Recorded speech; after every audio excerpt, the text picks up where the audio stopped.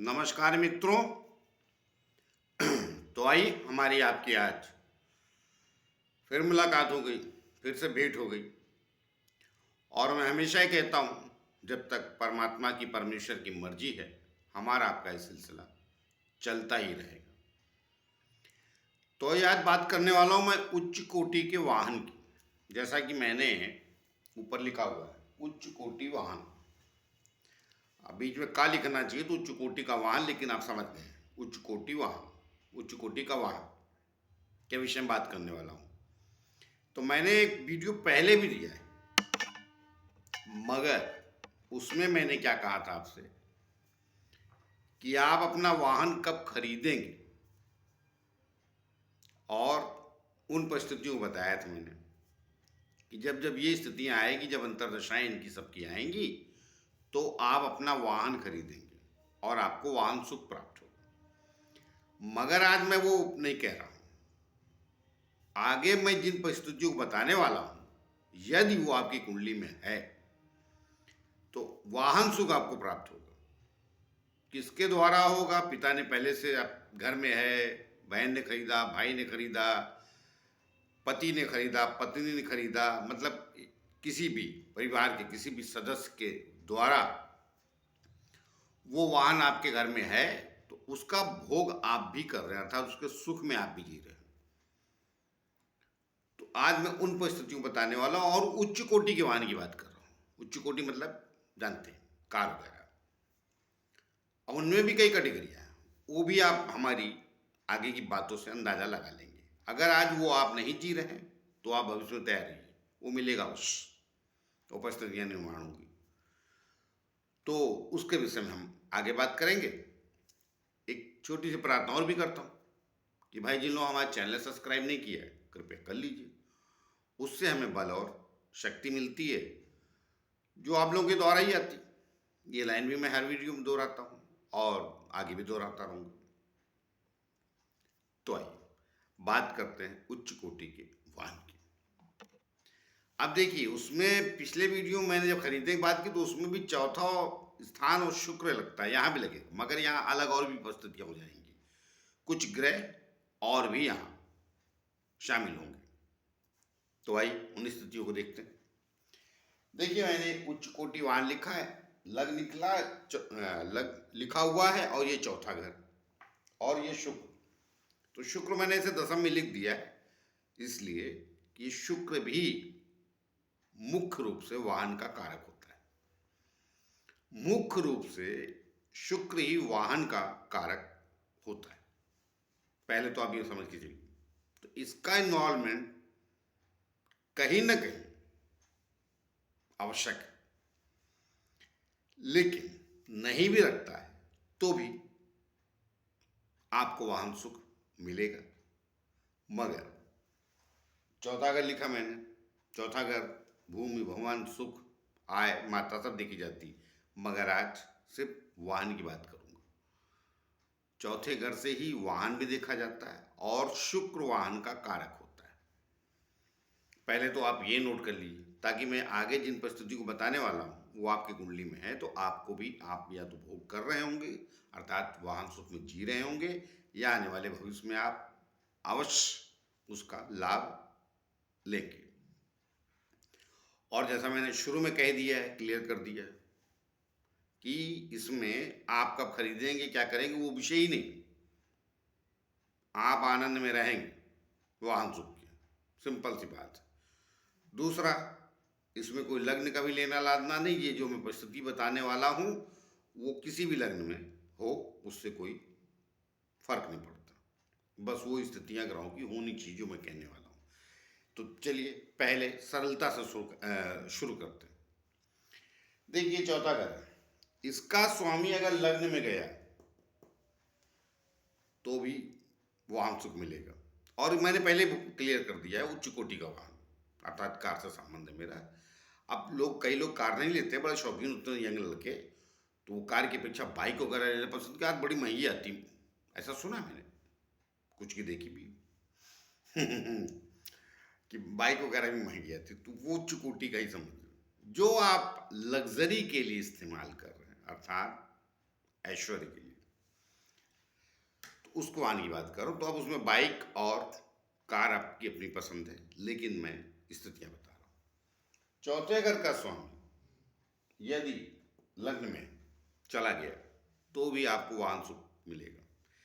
या लग्न का मालिक चौथे घर में आ गया तो भी मिलेगा उच्च कोटि का वाहन आपको। शुक्र चौथे घर में ही बलवान अवस्था में बैठ जाए, स्वराशि का, उच्च का, अकेला शुक्र, तो भी ये उच्च कोटि का वाहन देगा। शुक्र और चंद्रमा एक दूसरे को देख लें या एक दूसरे के साथ बैठ जाए, लेकिन केंद्र और त्रिकोण, अभी यहां देखिए तीसरे छठे आठवें का 12वें का बात करूंगा। पहले आप केंद्र त्रिकोण की जो मैं बातें करूं, केंद्र त्रिकोण का समझ लिया। चंद्रमा शुक्र बलवान बलवान या एक दूसरे को देख लें या एक ही घर में आ जाए। कहाँ? चौथे घर से संपर्क होना चाहिए, चौथे या लग्न में जाए एक साथ बैठ के, या चंद्रमा यहां बैठ जाए, शुक्र सामने से देख ले, चलिए वो भी नहीं है तो चंद्रमा और शुक्र लग्न में चले जाएं, इधर चले जाएं या त्रिकोण में चले जाएं, गुरु की दृष्टि पड़ जाए तो भी उच्च कोटि का वाहन सुख मिलेगा आपको। या लग्नेश से संबंध हो जाए, किसका? शुक्र और चंद्रमा का, अर्थात लग्न का जो मालिक है वो शुक्र और चंद्रमा के साथ हो और तब भी वाहन सुख मिलेगा, और कहीं उस पर गुरु की दृष्टि पड़ गई तो बहुत उच्च कोटि का वाहन मिलता है। मतलब 5-10 गाड़ियां रहती हैं आदमी के घर में, बड़ी महंगी। केंद्र में कहीं भी चंद्रमा बैठा हो, उसको गुरु देख ले तो भी उच्च कोटि का वाहन मिलेगा। और अगर उसमें कहीं शुक्र भी शामिल हो गया इसमें तो और उच्च कोटि का मिलेगा। चौथे स्थान का संबंध 10वें स्थान से हो जाए, पक्का वाहन सुख मिलेगा। जितनी भी स्थितियां बता रहा हूं वो सब वाहन सुख दिलाएंगे। चौथे स्थान का स्वामी 10वें स्थान का स्वामी या 7वें स्थान का या लग्न का स्वामी, केंद्र का 11वें स्थान में आ जाए, बैठ जाए तो भी वाहन सुख मिलेगा। ये उच्च कोटि के वाहन की बात मैं कर रहा हूं। और उच्च कोटि का वाहन जैसे मैंने बताया है तो लग्नेश, चंद्रमा, शुक्र और गुरु बैठते हैं तमाम लोगों को मिले, एक साथ बैठ जाए कहीं भी तो भी उच्च कोटि का वाहन देंगे। चौथे घर से शुक्र केंद्र त्रिकोण में आ जाए तो केंद्र तो ये है, अब इसका त्रिकोण भी ये है, मगर इससे भी त्रिकोण में ही आएगा अष्टम स्थान, वहां से शुक्र अष्टम में चला जाए चौथे घर के स्वामी से, तो चौथे घर का स्वामी यही होगा ना फिर, या और स्थितियां बन जाए कहीं। मतलब केंद्र में कहीं भी चौथे घर का स्वामी बैठा हो और उससे केंद्र त्रिकोण में आपका शुक्र चला जाए तो भी वाहन सुख मिले। तो वाहन सुख के अनेक परिस्थितियां हैं कि आपको कब मिलेगा, कौन सा मिलेगा। अब इसमें मैंने सूर्य, चंद्रमा, मंगल सबको शामिल नहीं किया, लेकिन मुख्यतः सौम्य ग्रह ही लगते हैं। मुख्य चौथा घर, फिर आपका लग्नेश, शुक्र, चंद्रमा और गुरु, इनका सामंजस्य ज्यादा होता है। तो लग्नेश तो आपका कोई भी ग्रह हो सकता है, मेष से लेके मीन तक राशियां, तो उसका कोई भी, तो लग्नेश का भी संबंध जब हो जाएगा चौथे घर से शुक्र से तो भी वाहन मिलता है। अर्थात शुक्र वाहन का कारक है तो निश्चित कारक है, और चौथा घर कारक है। फिर उसके साथ जितने ग्रह, उसमें विशेष रूप से चंद्रमा, अब चंद्रमा भी यात्रा का कारक है तो वाहन से यात्रा ही करता है ना आदमी। गुरु धन का कारक, अनेक गुरु कई चीजों का कारक, तो गुरु की दृष्टियां भी कई प्रकार को उच्च कोटि का वाहन दे देती है आपका। तो इसलिए आपका वाहन अगर इन स्थितियों में है, या और भी 2-3 स्थितियां, चलिए चौथा और सप्तम, चौथे घर का स्वामी 10वें घर का सप्तम में आ जाए, या चौथे घर का स्वामी और नवम घर का स्वामी भी सप्तम में आ गया तो भी वाहन सुख मिलेगा। मैंने बोला अनेक स्थितियां, अकेला शुक्र, अकेला, लेकिन इसके साथ कोई ग्रह, अकेला शुक्र 12 में बैठ जाएगा तो भी वाहन सुख मिलेगा। अब वो कितना मजबूत स्थिति में है, स्वाग्रही है, उच्च का है, मित्र ग्रही है, तो उस हिसाब से वो कैटेगरियां बढ़ जाएंगी। उच्च का बैठ गया, स्वाग्रही बैठ गया, तो अब उच्च का कैसे बैठेगा? मेष लग्न होगा तो ही उच्च का होगा ना, 12वीं राशि है। स्वाग्रही बैठ गया, तुला का हो गया तो वृश्चिक लग्न होगा। मित्र ग्रही हो अर्थात उस लग्न का मित्र हो, जो भी लग्न हो आपका, तो भी अकेला शुक्र 12वें स्थान पे बैठा आपको वाहन सुख दिला देगा, और बड़ा वाहन सुख दिलाए। अकेला एक शुक्र ही ऐसा ग्रह है जो 12वें स्थान पे राज्य देता है। बाकी हर ग्रह जाके 12वें स्थान पे मनुष्य को मुसीबतें खड़े करते हैं। इसीलिए शुक्र को छठे और 8वें खराब मानते हैं, मगर 12वें शुक्र को अच्छा मानते हैं। तो मेरी समझ से मैंने केंद्र त्रिकोण से जो स्थितियां ग्रहों की बन रही हैं वो मैंने करीब करीब आपको बताने की कोशिश की।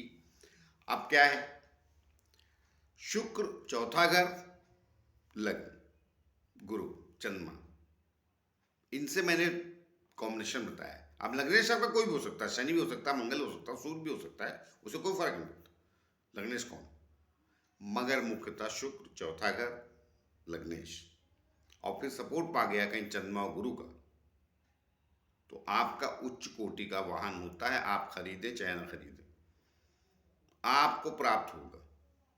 कोई भी मतलब सुख में है आप, वाहन आप चल रहे हैं, पेट्रोल डलवाए चाहे ना डलवाए, आप आराम में हैं। और अगर नहीं है तो आने वाले भविष्य में मिलने वाला है, फिर आप अपने हिसाब से कमाई उमाई करके खरीदेंगे। वो तो मैंने पिछले वीडियो बताया था कि किन स्थितियों में आप वाहन खरीदेंगे अपना। वहां मैंने अपने वाहन सुख की बात की थी। कुछ लोग मेरा पिछला वीडियो देखेंगे तो बोलेंगे ये भी वैसे नहीं, ऐसा नहीं, ये मैं किसी भी परिस्थिति में आपको वाहन सुख की बात बता रहा हूं।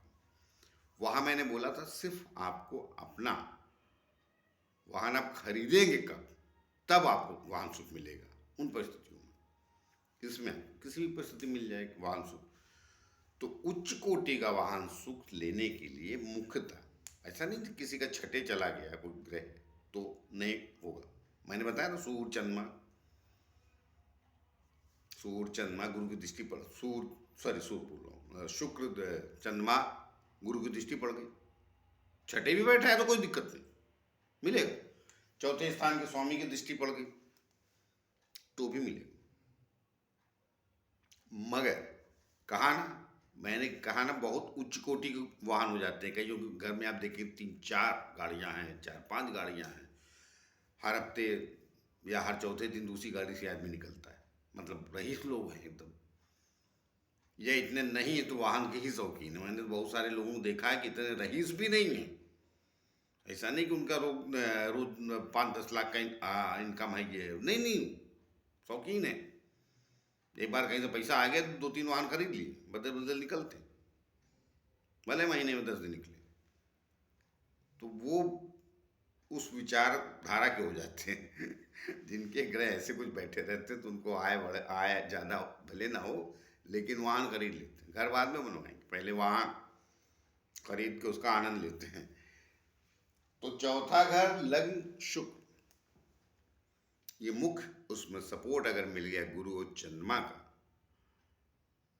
तो उतने स्तर का वाहन बढ़ता जाता है। मेरा कहने का तात्पर्य ये है जो मैं समझाने की कोशिश कर रहा हूं। तो आप समझे बात को।